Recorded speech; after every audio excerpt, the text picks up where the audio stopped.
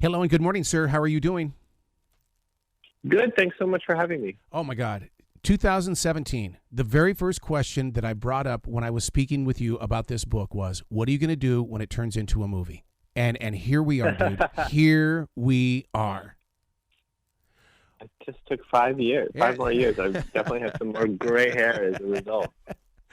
Oh my God. I mean, the journey that you have been on, I have really enjoyed watching you grow with all of these stories and the way that you are connecting with readers.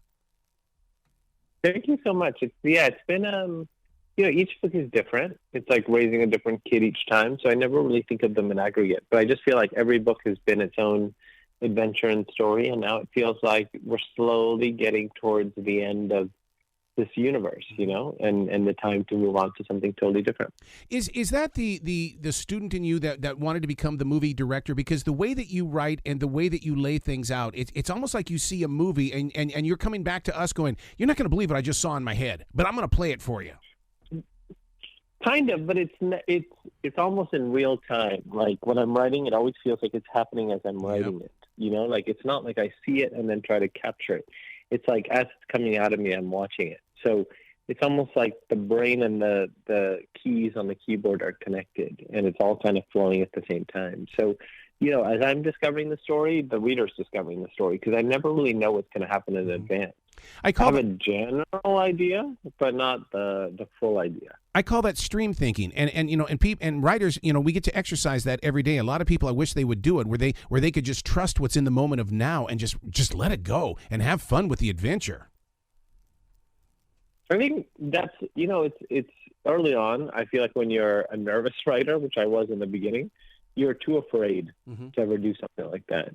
But as time goes on, you start to build the confidence and you build the understanding that it is an act of faith. It's dreaming onto paper, and you can't control your dreams. So, writing is the same way. You just sit down and you try to dream onto paper and get out of the way. And the more ego is the enemy of writing, because if you start to think that it's you you think it's you who's doing it, then you're destined to fail, I was reading the other day about, how long does it take for a thought to reach a page? And in that research, it says that your body has received that message 10 seconds before you even know that you're thinking. And it's like, that's where I want to be, inside that 10 seconds.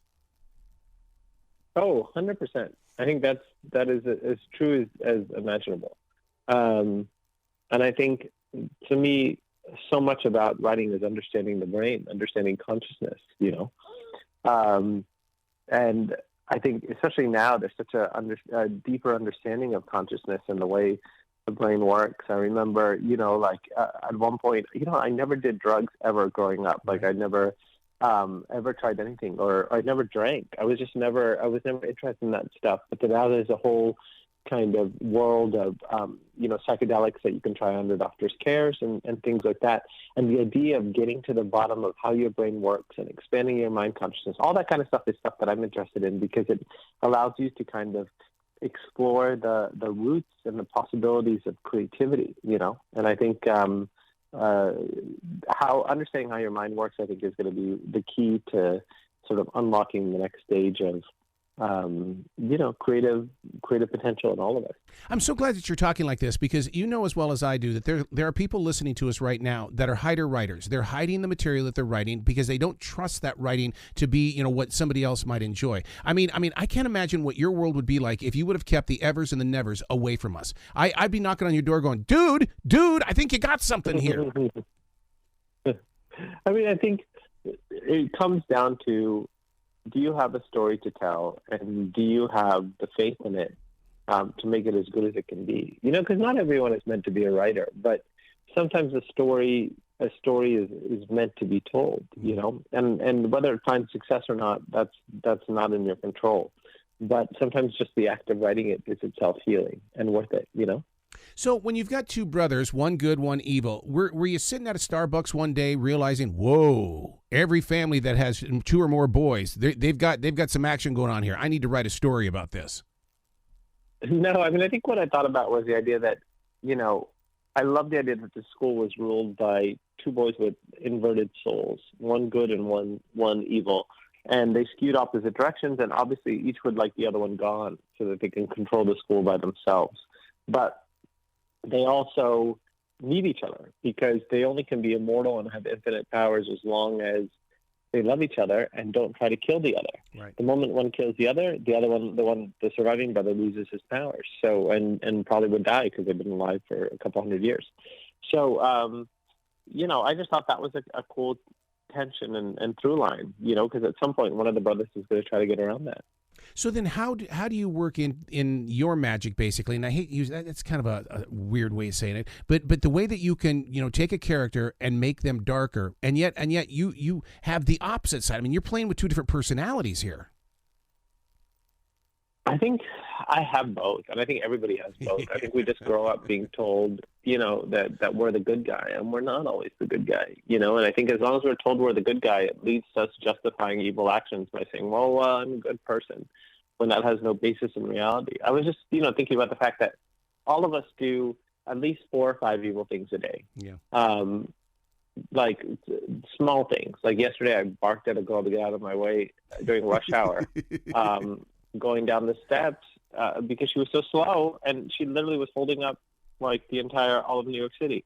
And so, it just comes out of you and you're like, oh God, that was unnecessary. But it's a moment, right? And then it's gone, and then you're on to the next thing. But, the problem is that sometimes we can tell ourselves, oh no, I'm a good person, therefore that doesn't matter.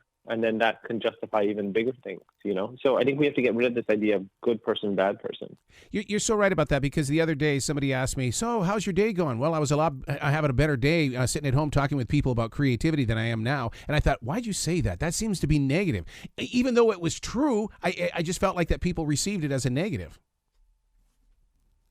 I think, the thing is that you can always interpret these things as a negative, but ultimately there is simply what is and what isn't. Mm-hmm. It's how it is to you. So I think, to me, the important thing is to just tell the story as it is and not get involved in trying to moralize or judge. You're just telling the facts of the story. So then, when this book becomes the movie on Netflix, and you've got Charlize as well as Carrie, do you get to meet with the actors and say, okay, I want you to tap into my imagination?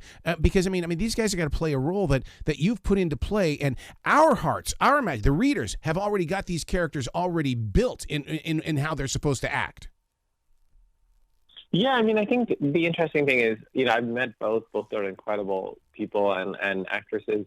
Because I spent quite a bit of time on set, and the truth is they've read the books, they know the story, they know what the character is. So there was never a question of what they were playing and what they were doing. They knew the bones of the series.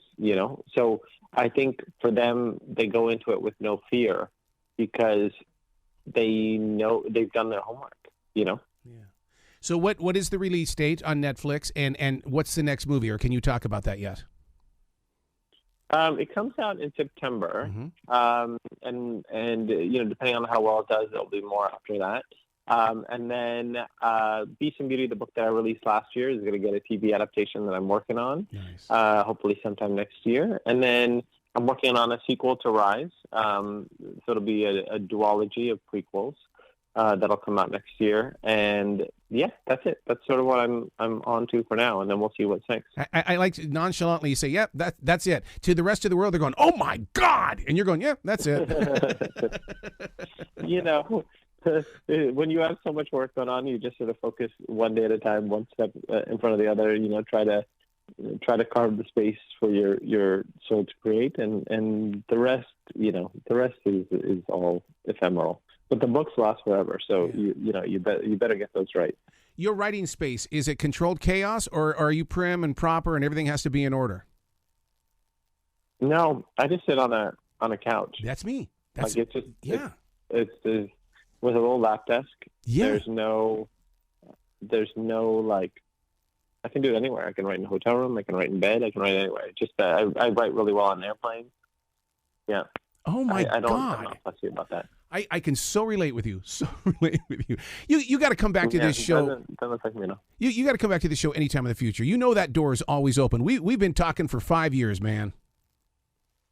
I appreciate it. Thanks so much for having me. Yeah, it feels like I've grown up on your show.